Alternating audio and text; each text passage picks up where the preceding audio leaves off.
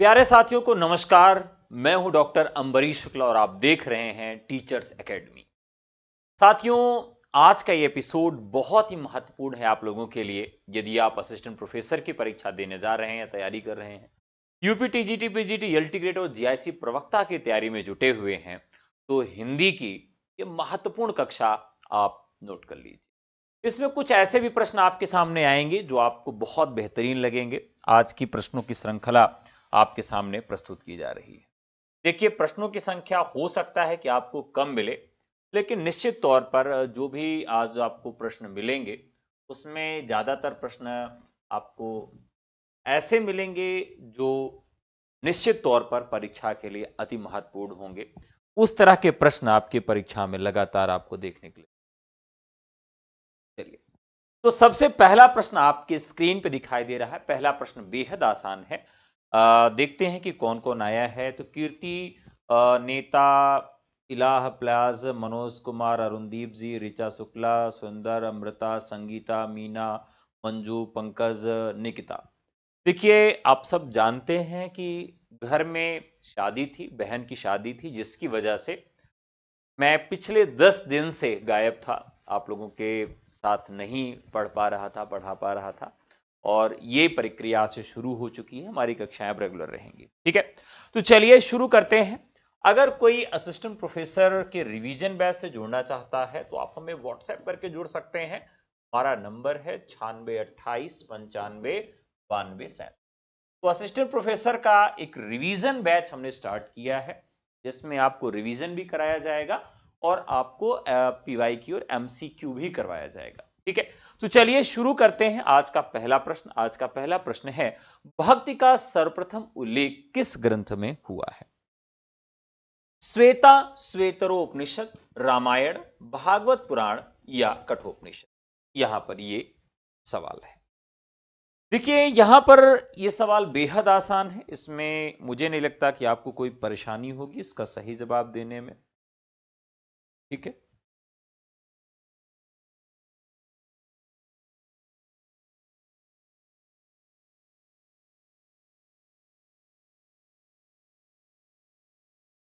देखिए, अगर हम इस उपनिषद की बात करें, श्वेता श्वेतरोपनिषद जो है, जो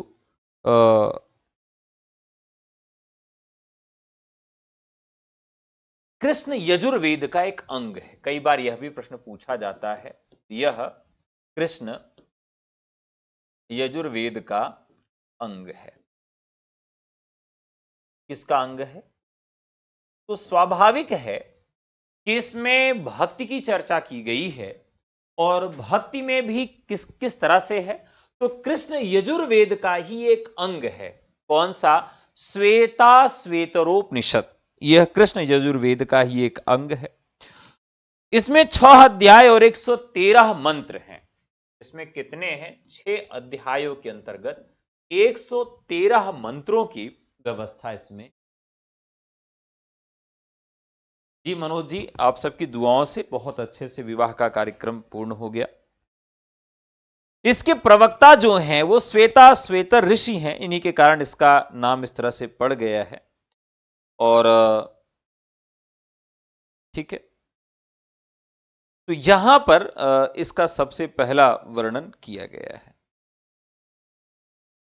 इसमें निर्गुण और सगुण दोनों रूपों में ईश्वर की चर्चा किया गया है। एक बहुत ही महत्वपूर्ण यहां पर यह भी देखने के लिए बात। तो क्या नाम है? नैतिक नाम है। ठीक है, नैतिक जी, मैं देख लेता हूं फिर से। नैतिक, ठीक है, चलिए। तो ये आप लोग जान गए। दूसरा प्रश्न है, निर्गुण भक्ति का आदि स्रोत ग्रंथ कौन सा है? यहां पर निर्गुण जो ग्रंथ है वह कौन सा है? एक बार आप सब लाइक कर दीजिए। फटाफट आप लोग लाइक कर देंगे तो मजा आ जाएगा। तब तक कॉफी की एक घूंट मैं ले लेता हूं, जब तक आप लोग लाइक करेंगे। फटाफट लाइक कर दीजिए।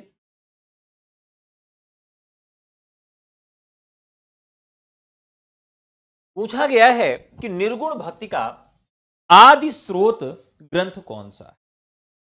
किस तरह का ग्रंथ है? निर्गुण भक्ति। अभी अभी मैंने आपसे एक ग्रंथ की चर्चा की। किस ग्रंथ की चर्चा की, जिस ग्रंथ का नाम है श्वेता श्वेतरो उपनिषद। ग्रंथ का नाम क्या है? श्वेता श्वेतरो उपनिषद। इसमें जगत माया प्रपंच है, वह क्षर और अनित्य है।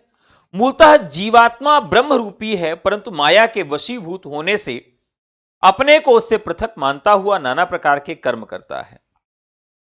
इसे विश्व माया कहा गया है।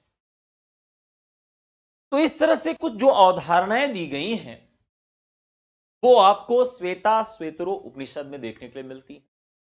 इस प्रकार से पहले प्रश्न की व्याख्या में ही मैंने आपको अवगत कराया था कि निर्गुण भक्ति का जो आदि स्रोत ग्रंथ है वह भी श्वेता श्वेतरो उपनिषद ही है। जी रोहित जी, स्वागत है आपका। ठीक है।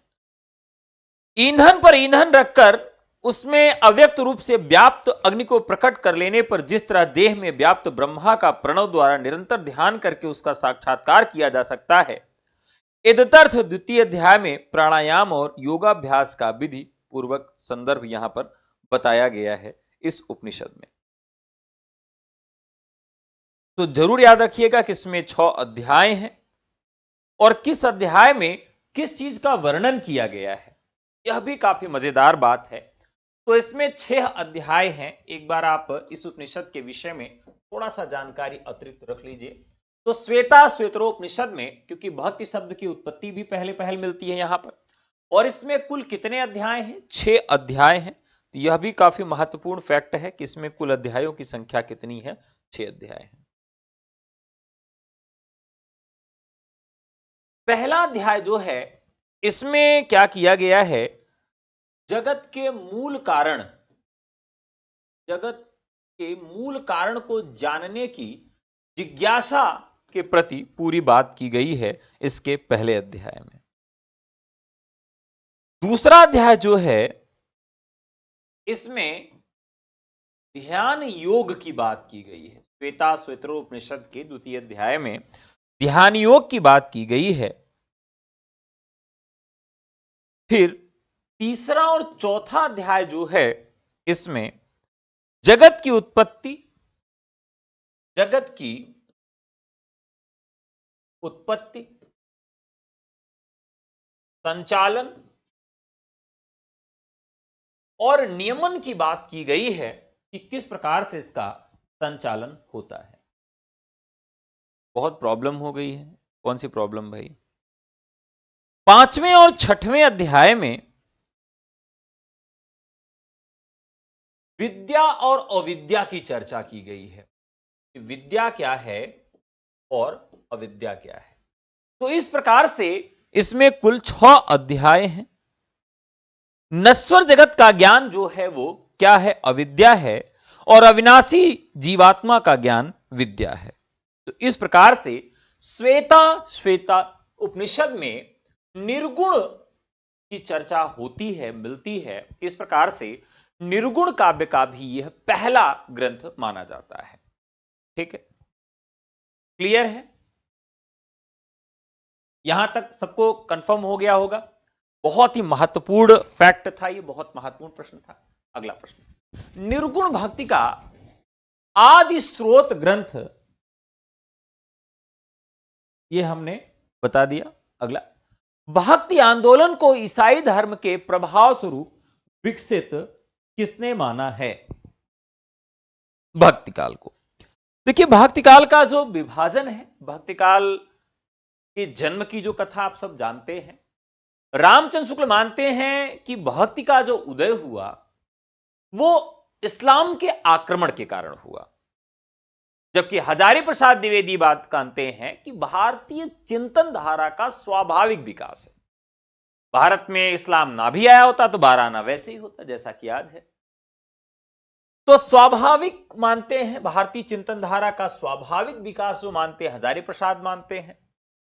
शुक्ल जी मानते हैं कि इस्लाम के आक्रमण के कारण हुआ।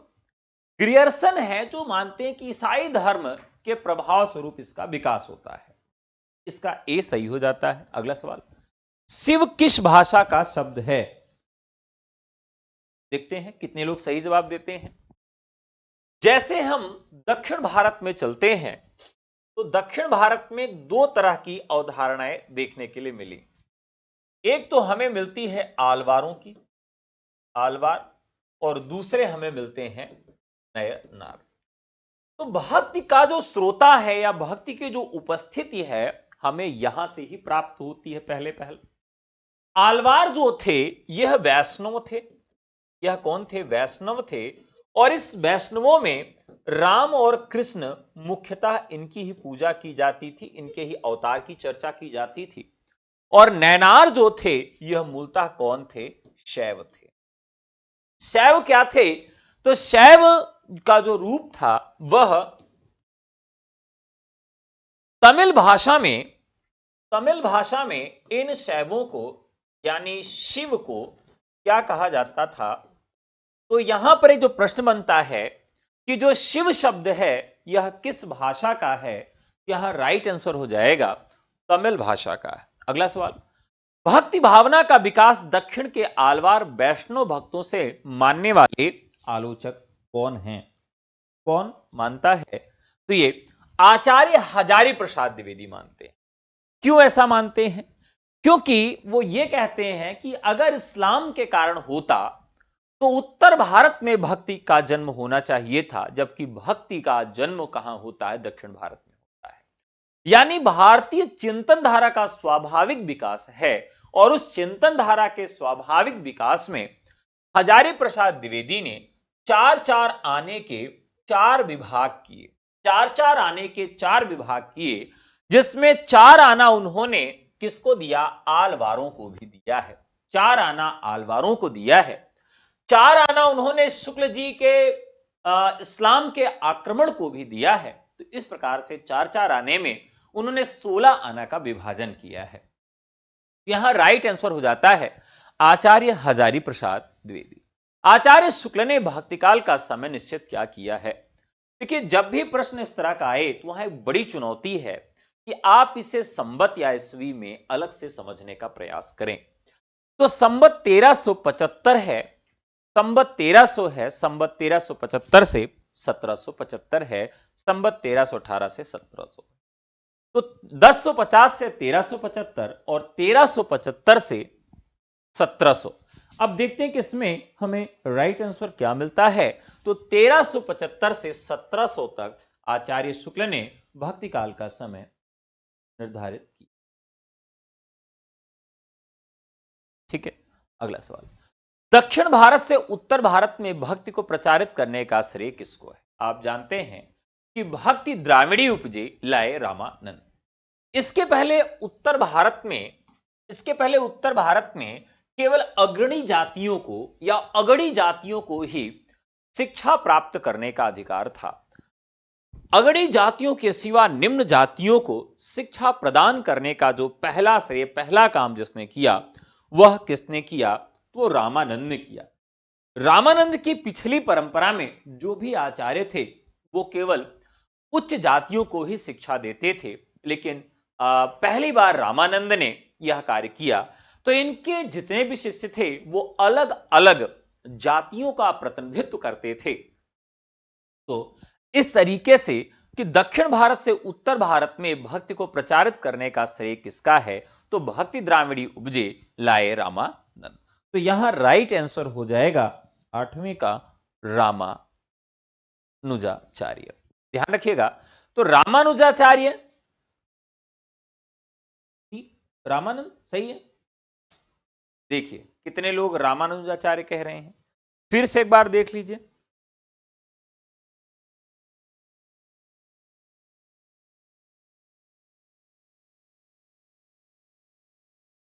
हाँ सही है, रामानंदाचार्य राइट आंसर। ठीक है, अगला सवाल, सामान्यतः भक्ति काल की कालावधि क्या मानी गई है? सामान्यतः भक्ति काल की जो कालावधि है यानी भक्ति काल का सामान्य तौर पर क्या समय माना गया है? बताइए। देखिए, भक्ति काल का जो समय है वो सामान्य तौर पर अगर हम देखें तो 1375 है। ठीक है, 1375, 1050 से 1375 यही था। अब अगर इससे हम संवत को ईस्वी में बदलें तो क्या मिलेगा, यानी इसमें 57 घटा दें, 5 में से 15 में से 7 गए 8, 17, क्या बचा 17, 6 बचा, 6 में से 5 गए 1, तो यहां बटा 1318 ये हमारा समय आ रहा है। यही सही है? नहीं, तो यहां पर 1318 से 1650 लगभग ये हमारा समय बनता है। अपने पौरुष से हताश जात के लिए भगवान की शक्ति और करुणा की ओर ध्यान ले जाने के अतिरिक्त दूसरा मार्ग ही क्या था? यह कथन किसका है? आचार्य रामचंद्र शुक्ल का है।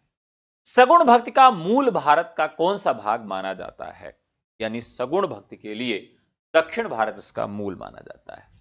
सगुण भक्ति का आदि स्रोत ग्रंथ कौन सा है? देखते हैं कितने लोग सही जवाब देते हैं। ये बहुत ही महत्वपूर्ण सवाल है। जितने लोगों ने अभी लाइक नहीं किया है उनसे निवेदन है कि लाइक कर दें।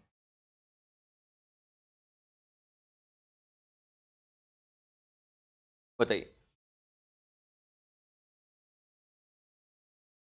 सगुण भक्ति का आदि स्रोत ग्रंथ कौन सा है?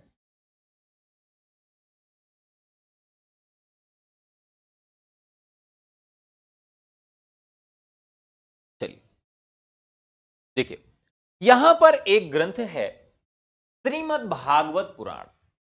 अगर हम थोड़ा सा कृष्ण काव्य की चर्चा करें, क्योंकि वो सगुण काव्य के अंतर्गत आता है, राम काव्य की चर्चा करें तो वो भी सगुण काव्य के अंतर्गत आता है। भक्ति शब्द का पहला वर्णन हमें श्वेता श्वेतड़ो उपनिषद में मिलता है, लेकिन यह ग्रंथ निर्गुण काव्य के लिए जाना जाता है, निर्गुण का आदि स्रोत ग्रंथ माना जाता है। सगुण में श्री कृष्ण की जो चर्चा मिलती है वो ऋग्वेद में एक ऋषि के रूप में मिलती है। उसके बाद उपनिषदों में इनकी चर्चा होती है, लेकिन जो इसका आधार ग्रंथ है कृष्ण काव्य का वह हमारा श्रीमद् भागवत पुराण है। तो सगुण भक्ति का जो आदि स्रोत ग्रंथ है, यानी जिसमें से राम कथा और कृष्ण कथा दोनों देखने के लिए मिलती है, वह कहां से मिलती है? तो वो श्रीमद् भागवत पुराण से मिलती है। ध्यान रखिएगा।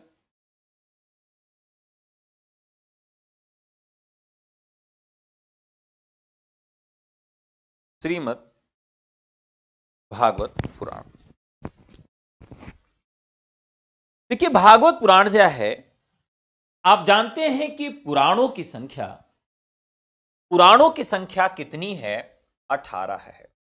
और इन 18 पुराणों में से श्रीमद् भागवत, इसे भागवत के नाम से भी जाना जाता है। इसका जो मुख्य विषय है वह भक्ति योग है। यानी इस ग्रंथ का जो मुख्य विषय है या इसकी जो मुख्य विषय वस्तु है वह क्या है? भक्ति योग है। इसमें कृष्ण को सभी देवों का देव माना गया है। तो भागवत पुराण में देवों का देव किसे माना गया है? देवों का देव माना गया है कृष्ण को, यानी कृष्ण को स्वयं भगवान माना गया है। ध्यान रखिएगा कि इन्हें भगवान तो माना गया, यानी देवों का देव माना गया है। और इसके जो रचयिता हैं वेद व्यास माने गए हैं। ये जो कथा है इसे सुखदेव द्वारा महाराज परीक्षित को सुनाया गया था। ठीक है, इसमें साधन ज्ञान, सिद्ध ज्ञान, साधना भक्ति, सिद्ध भक्ति, मर्यादा मार्ग, अनुग्रह मार्ग, द्वैत अद्वैत का समन्वय, ये सारी चीजें देखने के लिए मिलती हैं। ठीक है, अब इसके विषय में थोड़ी सी कथा मैं आपको बता दूं जो बहुत महत्वपूर्ण है कि इसमें आपको क्या मिलता है। दरअसल जो अष्टादश पुराण है, यानी जो पुराणों की कुल संख्या है, आप सब जानते हैं कि 18 है। इन 18 पुराणों में एक पुराण यह भी है। और इस पुराण में ऐसा कहा जाता है कि ये कथा जो है कि महर्षि सूत थे। तो महर्षि सूत ने उनके समक्ष प्रस्तुत साधुओं में से एक साधु उनको कथा सुनाते हैं, विष्णु के विभिन्न अवतारों के बारे में उनसे प्रश्न पूछते हैं, और सूत जी कहते हैं कि यह कथा उन्होंने एक दूसरे ऋषि सुखदेव से सुनी थी। इसमें कुल 12 स्कंध हैं। प्रथम स्कंध में सभी अवतारों का सारांश रूप में वर्णन किया गया है। तो कितने स्कंध हैं यह भी कई बार पूछा गया है। तो इसमें 12 स्कंध हैं, और पहले स्कंध में ही सभी अवतारों का वर्णन देखने के लिए मिलता है। ठीक है, तो ये यहां से प्रश्न आपसे पूछा जा सकता है। अगला, भक्ति के आद्य आचार्य कौन माने जाते हैं? भक्ति के आद्य आचार्य कौन माने जाते हैं? तो भक्ति के आद्य आचार्य जो हैं वह रामानुजाचार्य माने जाते हैं। कई बार प्रश्न पूछा गया है परीक्षा में कि भक्ति के आद्य आचार्य कौन हैं? तो भक्ति के आद्य आचार्य जो हैं वह रामानुजाचार्य माने जाते हैं। ठीक है, अब इनकी जो परंपरा है उस परंपरा से भी संबंधित कई बार प्रश्न पूछे गए हैं कि भाई इनकी जो परंपरा है उस परंपरा के विषय में आप बता दीजिए कि कौन पहले आता है और कौन बाद में आता है। तो जब हम सगुण काव्य में चलते हैं तब वहां पर यह परंपरा की आवश्यकता हमें पड़ती है। ठीक है, तो यहां पर जो आलवार थे, आलवारों से ही आगे बढ़कर यहां पर रामानुजाचार्य आते हैं। देख लेते हैं इनकी परंपरा एक बार हम सब। यहां पर पहले रंगनाथ मुनि, पुंडरीकाक्ष, पुंडरीकाक्ष, राम मिश्र, यामुनाचार्य,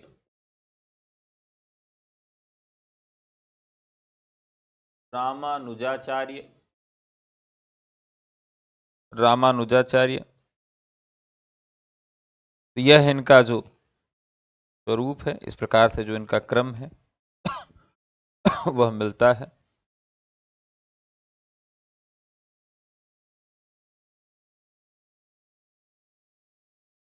अगला सवाल, आचार्य हजारी प्रसाद द्विवेदी ने भक्ति काल की समय सीमा क्या निर्धारित की? हाँ, ऐप पर आज क्लास चली थी, आज से क्लास की शुरुआत हो चुकी, बताइए फटाफट।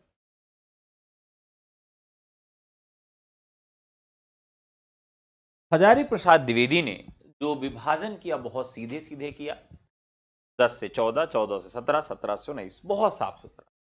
यहां पर 1400 से 1700 ईस्वी इसका राइट आंसर हो जाएगा, इसमें कोई भी ऐसी समस्या आपको नहीं आएगी। भक्तिकालीन समस्त भक्ति धाराएं थीं, बहुत महत्वपूर्ण सवाल है। भक्तिकाल की जो समस्त धाराएं थी किस प्रकार से थी? शास्त्र के उन्मुख थी, लोक के उन्मुख थी, दर्शन के थे, या सामंतोन्मुख?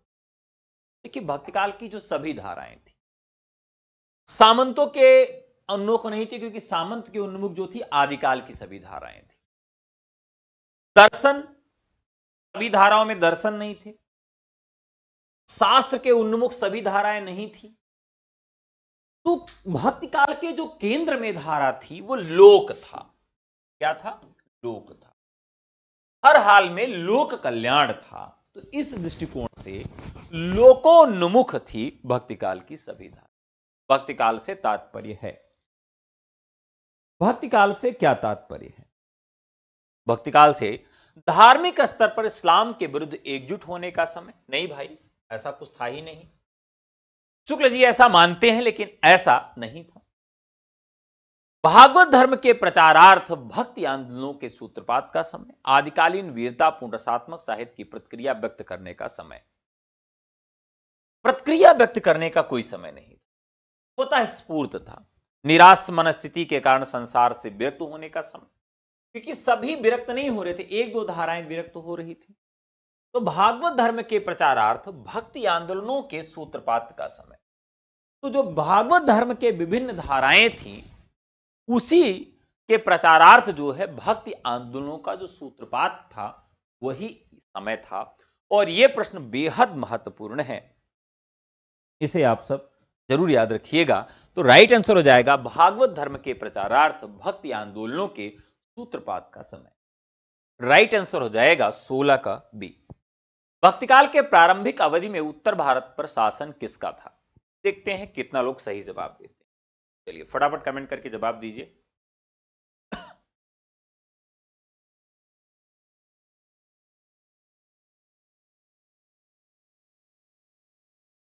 शाहजहां, सिकंदर लोदी, अकबर, मोहम्मद बिन तुगलक, किसका शासन था? बताइए।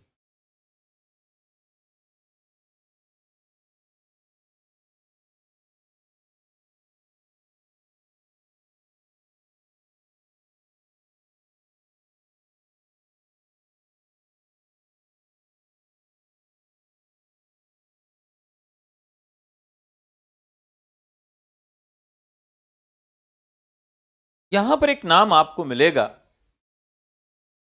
मोहम्मद बिन तुगलक। मोहम्मद बिन तुगलक का जो समय है 1290 से 1351, 1290 से 1391 सॉरी 51, ये इसका समय है। 1290 में इसका जन्म कहां होता है? दिल्ली में होता है। 1290 में इसका जन्म कहां होता है? तो 1290 में इसका जन्म दिल्ली में होता है।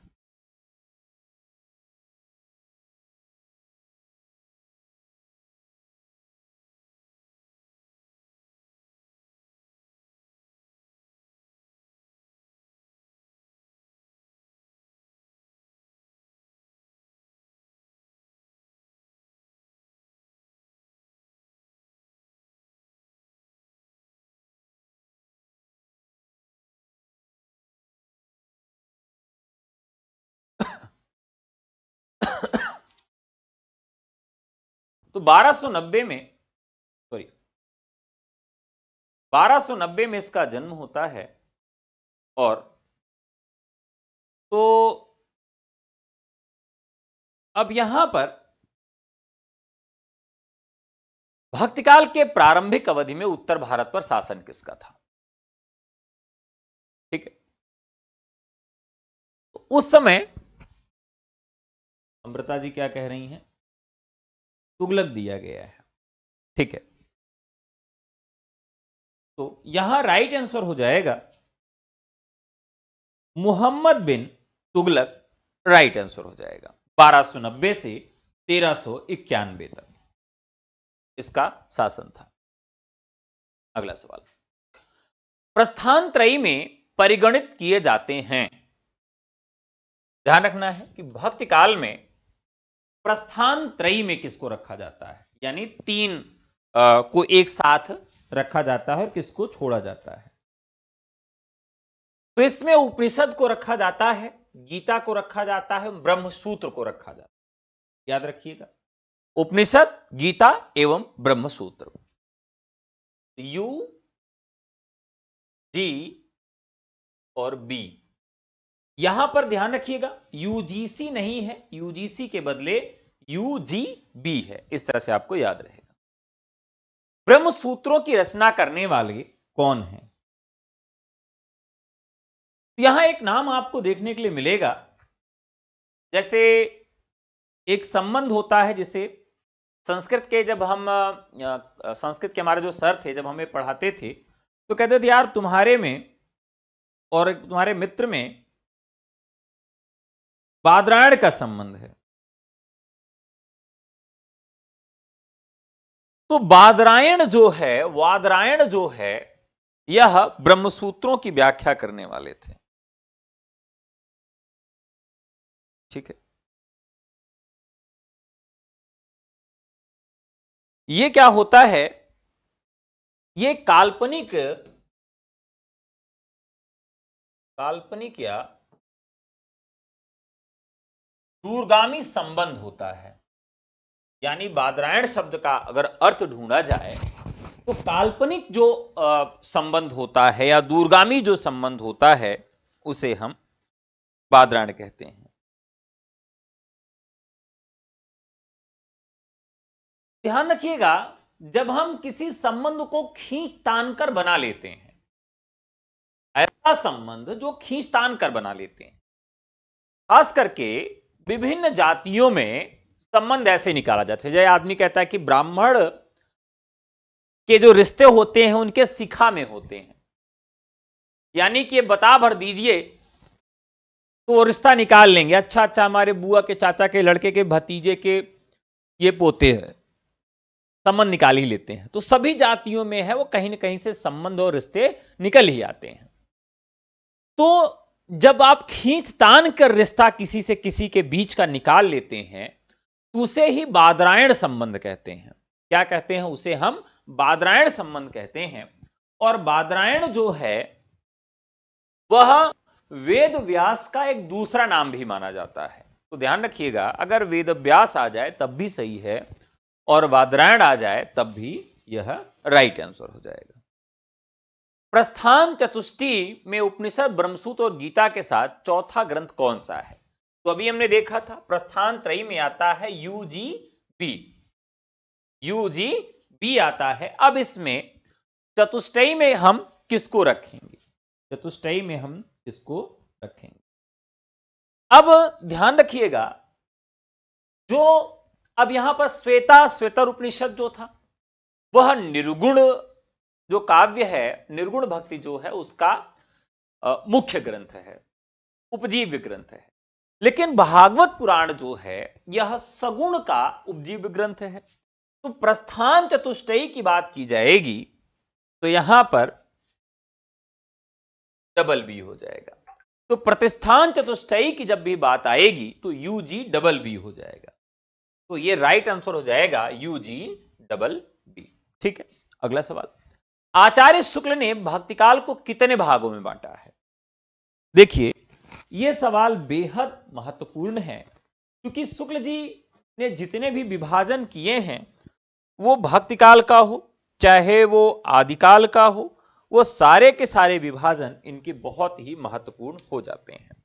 तो चलिए एक बार आप सबको मैं भक्तिकाल के शुक्ल जी के द्वारा किए गए विभाजनों की तरफ लेकर चलता हूं। भक्तिकाल, सबसे पहले इन्होंने प्रकरण 1 दिया।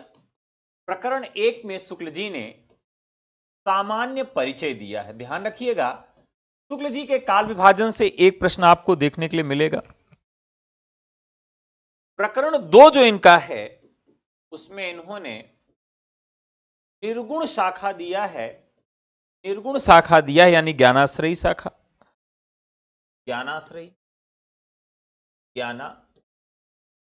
शाखा दिया है। प्रकरण 3 में इन्होंने निर्गुण धारा के अंतर्गत ही प्रेम मार्गी या सूफी शाखा दिया है।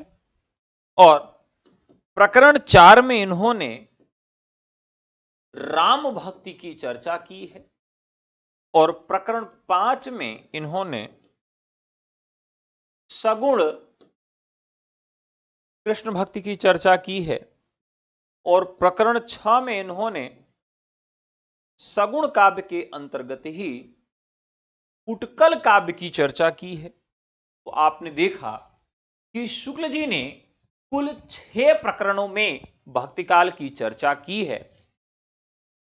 यहां पूछा गया है भक्तिकाल को कितने भागों में बांटा है। तो भाग की चर्चा करें और प्रकरण की चर्चा करें तो दोनों अलग तरह का प्रश्न है। प्रकरण कितने हैं? 6 प्रकरण हैं, लेकिन भाग कितने हैं? तो यहां पर ज्ञान मार्गी, प्रेम मार्गी, राम में कृष्ण काव्य और सगुण में राम काव्य और कृष्ण काव्य, यानी ज्ञान, प्रेम, कृष्ण और राम, ये 4 भागों में ही इन्होंने इसको बांटा है। इस तरीके से आपको ये याद रहेगा। अगला सवाल, शंकराचार्य ने किस संप्रदाय की स्थापना की और उसमें पंचदेवोपासना की व्यवस्था की? बताइए, पंचदेवोपासना की व्यवस्था की।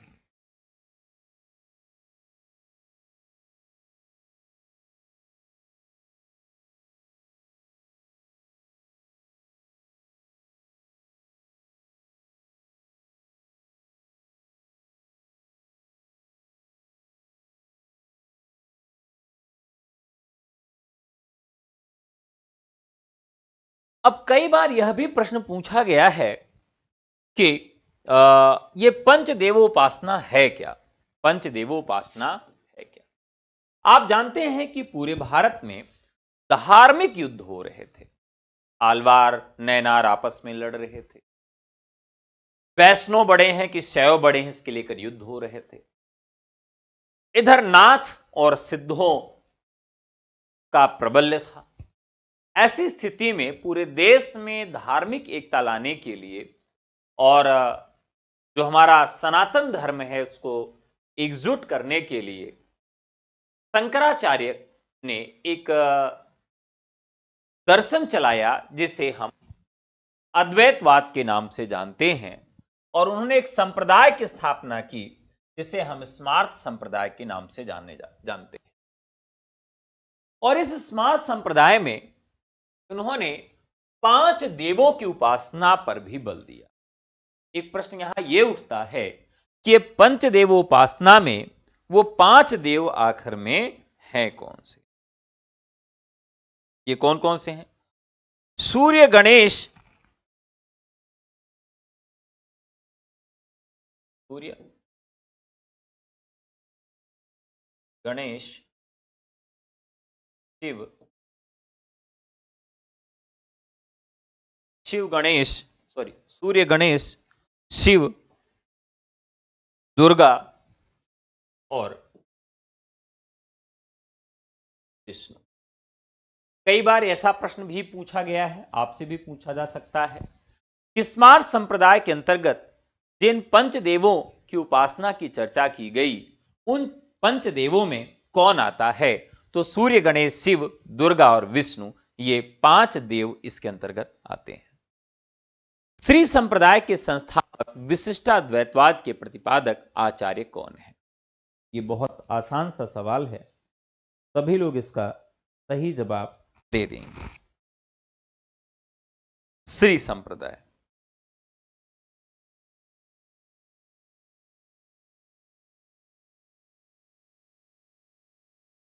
श्री संप्रदाय, इसमें श्रीदेवी और महालक्ष्मी के लिए उपासना की जाती है। इसमें विष्णु को परम तत्व माना गया है। यह वैदिक धर्म से संबंधित है। ठीक है, तो राइट आंसर हो जाएगा रामानुजाचार्य। अगला सवाल है, रुद्र संप्रदाय के प्रतिष्ठापक आचार्य कौन हैं? आसान सा सवाल है। रुद्र यानी कि विष्णु स्वामी, राइट आंसर। अगला सवाल है, ब्रह्म संप्रदाय के आद्य आचार्य कौन हैं? ब्रह्म संप्रदाय, देखिए ब्रह्म को क्या चढ़ता है? मधु चढ़ती है, तो मध्वाचार्य इसका राइट आंसर। ब्रह्म को क्या चढ़ती है? मधु चढ़ती है, मध्वाचार्य। निम्बार्क संप्रदाय के आचार्य कौन हैं? तो बहुत आसान है, नीम पर अर्क यानी सूर्य के दर्शन करने वाले निम्बार्काचार्य, राइट आंसर। चैतन्य महाप्रभु किस संप्रदाय के हैं? तो गौड़ी संप्रदाय के। राधा वल्लभ संप्रदाय के आचार्य कौन हैं? तो राधा वल्लभ, राधा और वल्लभ क्या करते हैं? सबका हित ध्यान में रखते हैं। हित से हो गया हित हरिवंश। भक्तिकाल को स्वर्णयुग सर्वप्रथम किसने कहा था? तो आप जानते हैं ग्रियर्सन ने कहा था। विद्यापति को रहस्यवादी सर्वप्रथम किसने घोषित किया था? ध्यान रखिएगा, विद्यापति को सर्वप्रथम रहस्यवादी किसने घोषित किया? विद्यापति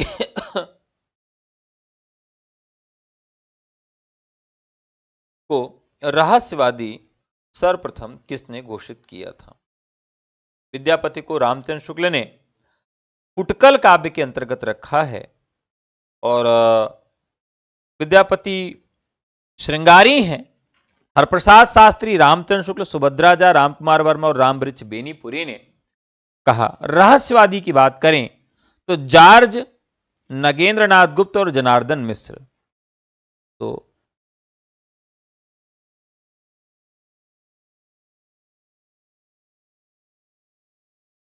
यहां पर जो राइट आंसर हो जाएगा 30 नंबर क्वेश्चन का, सबसे पहले इनको रहस्यवादी किसने घोषित किया, वो ग्रियर्सन हो जाएंगे सबसे पहले। ठीक है, तो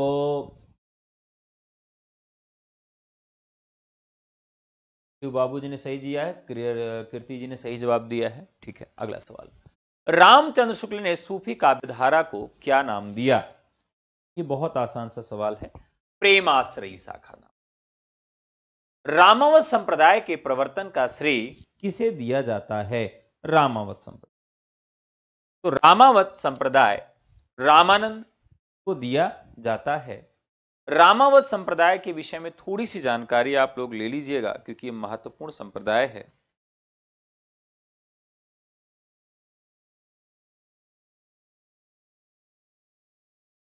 तो ये क्या है, वैष्णोवाद के 4 प्रमुख संप्रदाय हैं, श्री, हंस, ब्रह्मा और रुद्र, जिसमें से एक संप्रदाय है रामावत संप्रदाय। रामावत और रामानंदी में 36 गोत्र, निम्बार्क में निमावत में 12 गोत्र और विष्णु स्वामी और मध्वाचार्य में 2-2 गोत्र माने जाते हैं। ठीक है, तो जो रामावत संप्रदाय है, रामावत संप्रदाय वैष्णव धर्म का सबसे बड़े संप्रदायों में से एक है। इसे रामानंदी संप्रदाय, बैरागी संप्रदाय के नाम से भी जाना जाता है। ठीक है, और इस संप्रदाय का सिद्धांत क्या है? वह विशिष्टाद्वैतवाद के नाम से जाना जाता है। किस नाम से जाना जाता है? तो विशिष्टाद्वैतवाद के नाम से इस सिद्धांत को हम जानते हैं। ठीक है,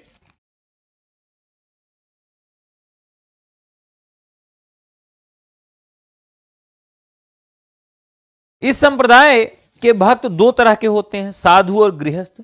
साधुओं को बैरागी कहा जाता है।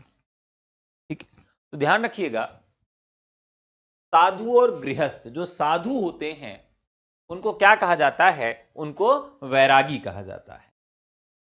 अगला सवाल, प्रछन्न बौद्ध के नाम से किस दार्शनिक को जाना जाता है? ध्यान रखिएगा,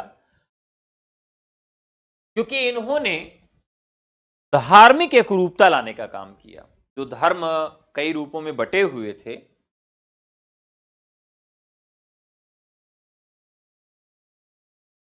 इसीलिए इनको प्रछन्न बौद्ध के नाम से जाना जाता है।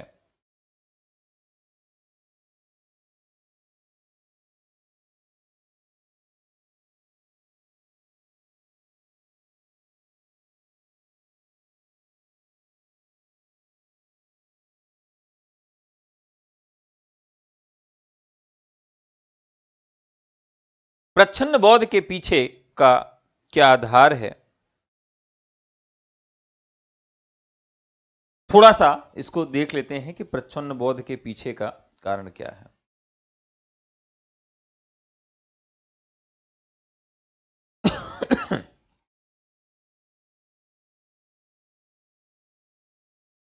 अद्वैत और बौद्ध धर्म के मूल सिद्धांतों में बहुत समानता है, और शंकर से पहले भी अद्वैतवादी कार्यों ने इसकी पुष्टि होती है। अद्वैत निर्गुण ब्रह्मा पर जोर देता है, जिसे ऐसी चीजें रूप में परिभाषित किया जाता है। तो देखिए, जो कुल मिला के शंकराचार्य का जो मत है वो निर्गुण के भी काफी करीब है। निर्गुण के काफी करीब होने की वजह से, और बौद्धिज्म भी एकदम निर्गुण मत है, तो जिसकी वजह से इस धारा के ऊपर प्रच्छन्न बौद्ध के रूप में आरोपित किया जाता है। तो शंकराचार्य को प्रच्छन्न बौद्ध कहा जाता है। द्वैतवाद का प्रवर्तन किसने किया? द्वैतवाद। यह तो बहुत आसान सा सवाल है।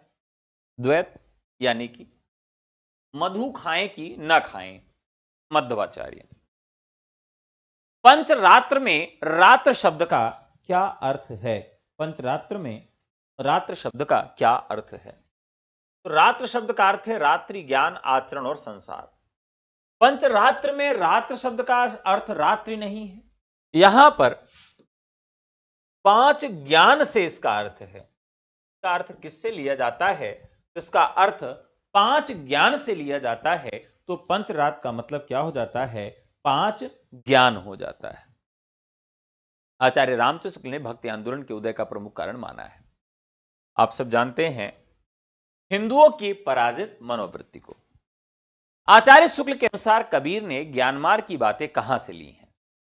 ज्ञानमार्ग की बातें उन्होंने कहां से ली? देखिए, तो शुक्ल जी कहते हैं कि हिंदू शास्त्रों से उन्होंने ज्ञानमार्ग की बातें ली। उनके यहां जो एक ब्रह्म की अवधारणा है वह इस्लाम से ली गई है और शंकराचार्य से गृहीत है।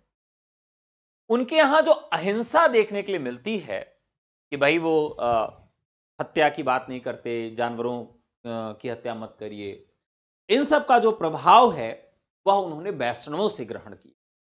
तो यहां जो प्रश्न का उत्तर होगा हिंदू शास्त्रों से। नामदेव के गुरु का नाम क्या था? बिसोआ खेचर। ज्ञानेश्वरी शाखा को संत साहित्य या संत काव्य परंपरा नाम किस साहित्यकार ने दिया? बहुत ही महत्वपूर्ण सवाल है, मोस्ट इंपॉर्टेंट सवाल है। देखते हैं कितना लोग जवाब देते हैं। हजारी प्रसाद शुक्ल, रामकुमार मिश्र बंधु।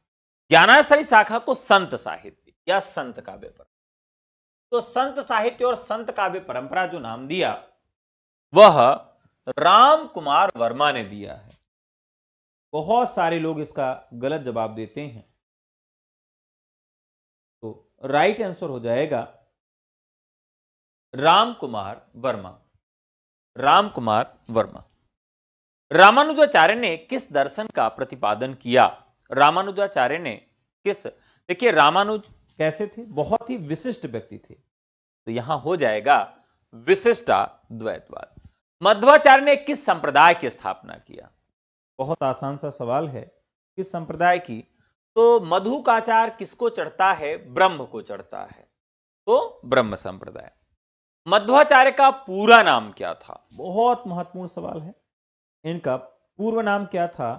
तो इनका पूर्व नाम था आनंद तीर्थ। क्या नाम था इनका पूर्व? पहले नाम था इनका आनंद तीर्थ, इनका पूर्व नाम था। अगला सवाल, निम्बार्क संप्रदाय का दार्शनिक मत क्या है? निम्बार्क संप्रदाय का दार्शनिक मत क्या है? तो द्वैतवाद। राइट आंसर हो जाएगा द्वैतवाद।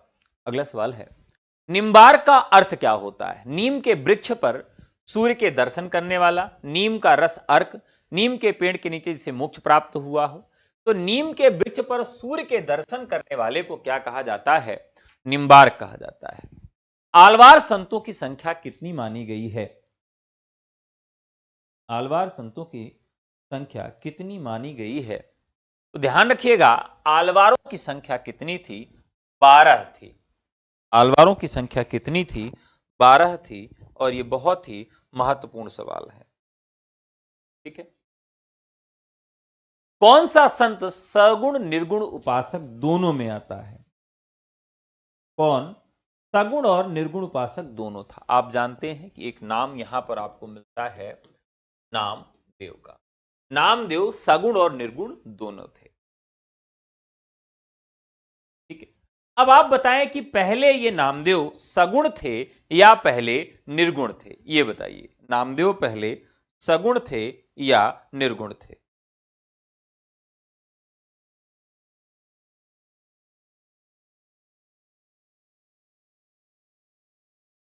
देखिए, नामदेव जो हैं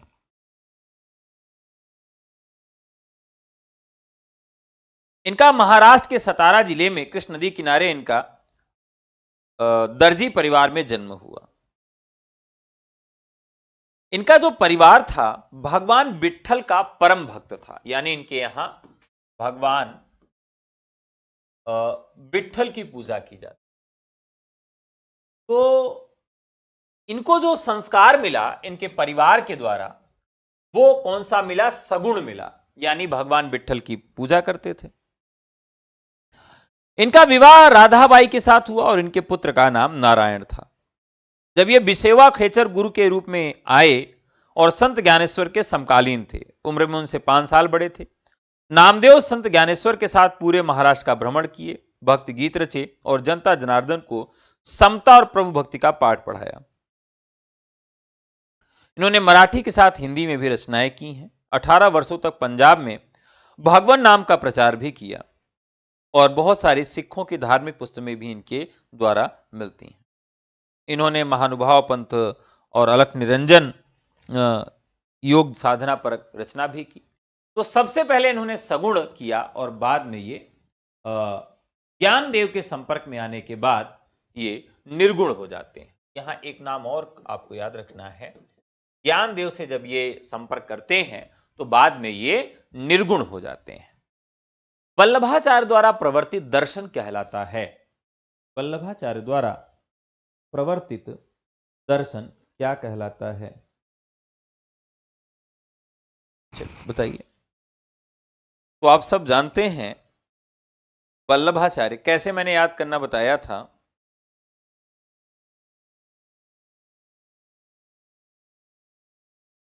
कि जब आप बैट खेलते हैं तो बैट से क्या होता है, शुद्ध साठ निकलता है। तो वल्लभ यानी बैट और दर्शन क्या हो गया, शुद्धाद्वैतवाद।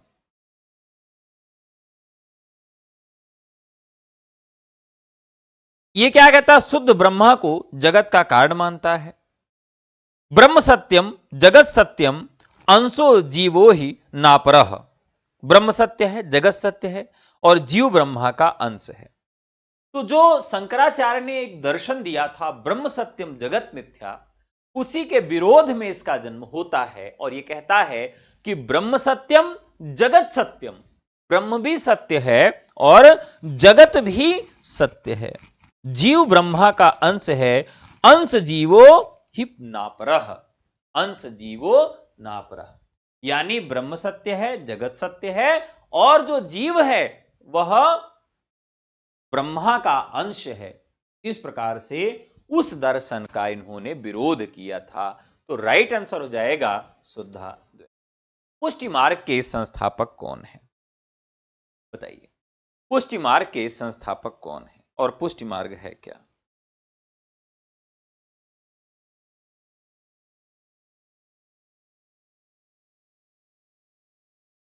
देखिए, पुष्टि मार्ग एक साधना पद्धति है, ठीक है। सेवा, पुष्टि मार्ग में जो सेवा होती है वह 2 प्रकार से होती है। ईश्वर भगवान की सेवा जो होती है वो 2 प्रकार से होती है। और वो कौन कौन सी सेवा होती है, एक होती है नाम सेवा, नाम सेवा, और एक होती है स्वरूप सेवा। यानी सेवा का जो 2 रूप है वह देखने के लिए मिलता है। और स्वरूप सेवा जो होती है 3 प्रकार की होती है, तनुजा, वितज्जा और मानसी। तनुजा, वितज्जा और मानसी, ठीक है। तो यानी सेवा 2 प्रकार की, एक नाम सेवा, एक स्वरूप सेवा।